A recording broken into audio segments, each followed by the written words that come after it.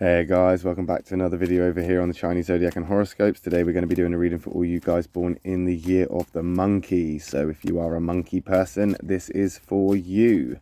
Though I am very much aware that some people will just watch these videos because they have a friend or a family member or a sibling or a child or a lover that is born in a particular year. So if you are here because you're in a relationship or know any monkey people, then welcome as well.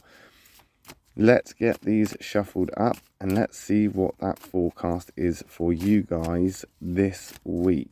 We're going to move these around and we're going to stop there, I think. There. And we're going to pull that one from the bottom. We're going to pull that one from the middle. We're going to pull that one from the top. What have we got? We have got a black, white, white. Okay, so we're starting off with that negative. We're moving over into these positive. But as I always say, black isn't always an attack. White isn't always all right. It all depends on the compatibilities of the cards on the other side. And we've got that black sheep to start us off there, which is a catalyst card. That's a card of change. A change that isn't necessarily going to be something that you're happy with. Change that you've not really got much to do with. Because the universe doesn't really care if you want this change to happen or not. It's going to happen. That's why it's a catalyst moment. It's supposed to happen. It's got to happen for other things to happen. And that may not even affect you. It could be affecting people around you, but you're definitely involved in this somehow. Right now, you could potentially be moving into a place of misunderstanding where you don't really know what's going on. I think right now you're kind of trying to figure out what it is that you've done wrong because you're putting the blame on yourself here. Right now, it may not even have anything to do with you. Right now, you could just be making yourself center of attention or making yourself the reasoning behind it just simply because of ego, simply because you feel like it should be you or it should be something to do with you, even if it's bad.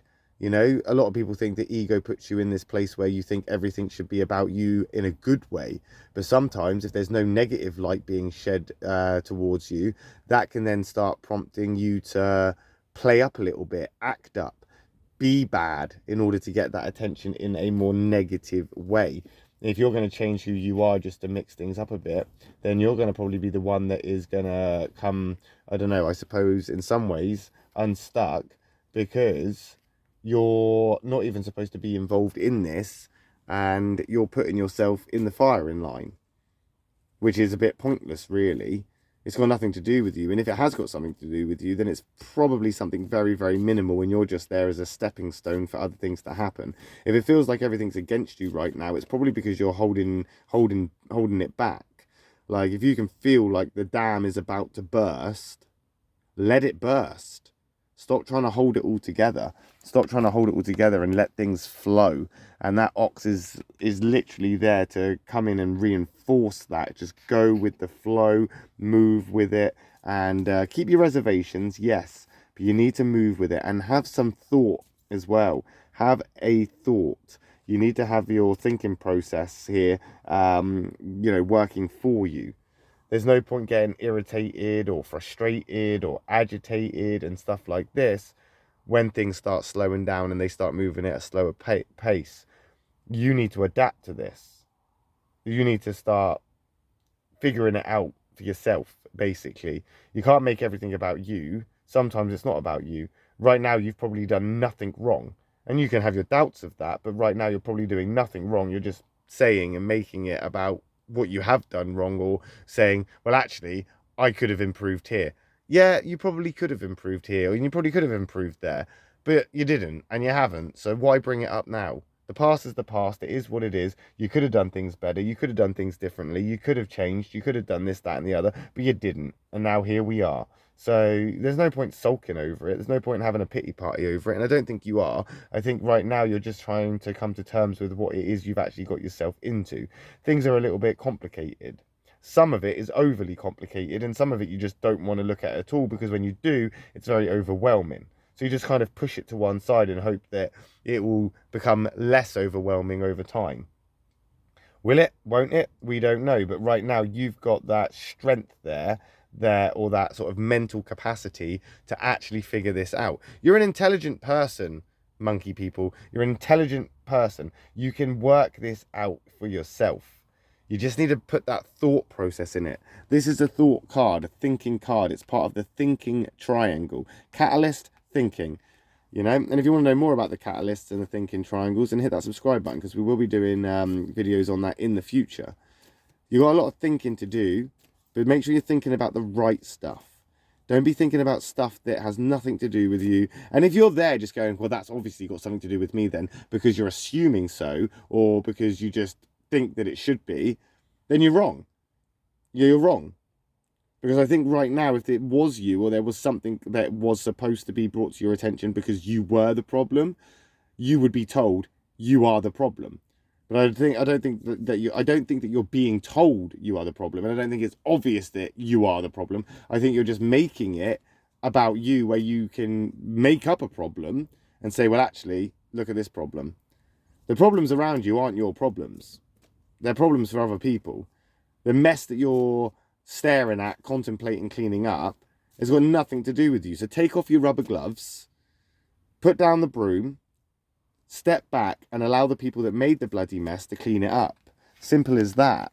Another catalyst card jumping in there. Change. It is happening. It is around you. You've got that energy right now that is very forceful around you. Change is coming in, but it'll be more of a positive change than that sheep. And it'll be quicker too. It will happen like a band-aid being ripped off.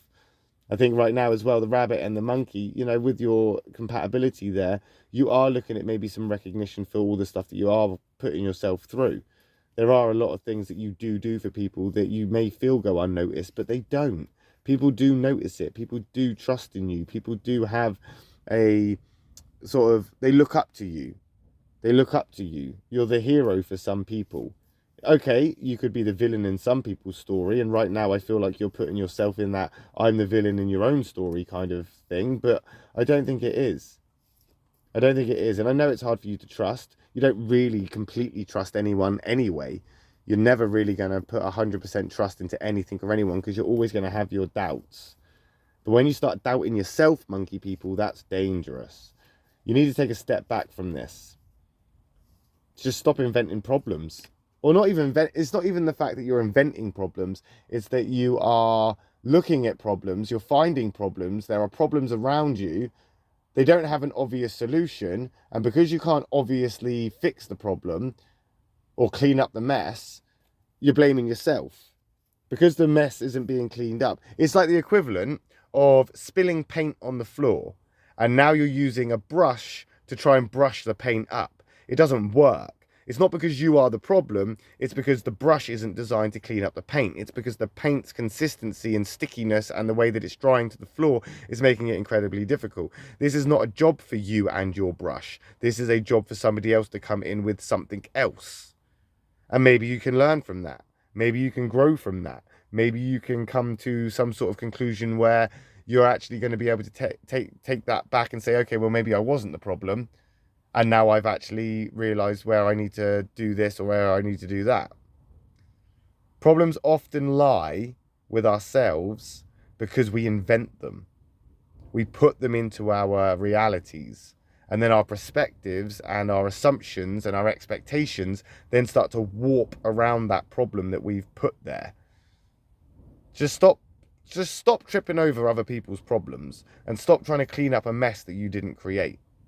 Is the best way to put that, I think. And then things are going to start to come back around. You just need to stop and think for a little while, monkey people. Just stop and think. And we'll find out how you get on with that next week, won't we, when we come back and do another reading for the monkey people.